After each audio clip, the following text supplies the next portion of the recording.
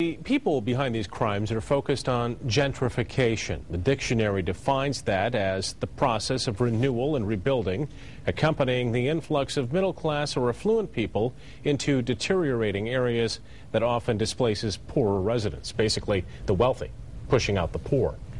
Tonight, we're taking a closer look at that issue, which appears to be at the heart of the violence and the threats. 24-hour News 8's Mark Thompson is live in the neighborhood. He has more on that angle. Mark?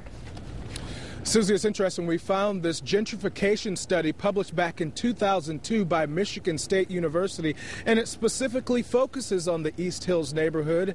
And while it does conclude even 9 years ago that gentrification is taking place here, it also says that it can bring good and bad to a neighborhood. The 2002 MSU study defines gentrification as a process of property restoration in lower-income neighborhoods. But the effects can be both positive and negative. For instance, gentrification can improve the viability of the neighborhood, but it can also displace lower-income residents. It can increase the home ownership rate, but at the same time lead to a loss of diversity in the neighborhood. It can provide new jobs, but decrease social services and cause conflict between new and old residents.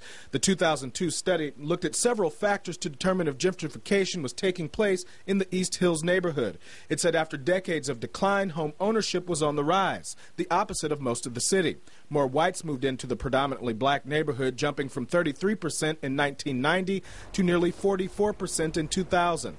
The study said 75% of the structures in the area appeared to have undergone some form of renovation, and that was some 10 years ago. Since then, the East Hills neighborhood has grown significantly. In fact, most of the businesses recently targeted, vandalized, and burned, including the condos, the Winchester, Meanwhile, and Greenwell, have all sprung up within the past 4 years. We asked one of the city commissioners for the East Hills neighborhood, Rosalind Bliss, if the issue of gentrification has ever been on their radar. I think that we have worked really hard to create a community where there's diversity, particularly around housing, and to make sure that there's still a place for people regardless of their income. And that's why even the city, we've worked really hard to make sure that we have a good, solid policy around low-income housing. We spend millions of dollars. We work really closely with nonprofits to make sure that there's low-income housing available in every community. And Bliss also said instead of focusing on the broader issue of gentrification, right now the focus should be on finding that person or persons who was responsible for that vandalism, the arson, and those threats that came out of this neighborhood. You can find a link to that study on our website, woodtv.com. We're live in Grand Rapids. Mark Thompson, 24-hour News 8. Yep. Thank you, Mark. That study and a lot more as our coverage of this story continues at woodtv.com. You can find the entire text of the threatening letter that was sent to East Hills residents, and police are hoping that the community will be able to help them in this case.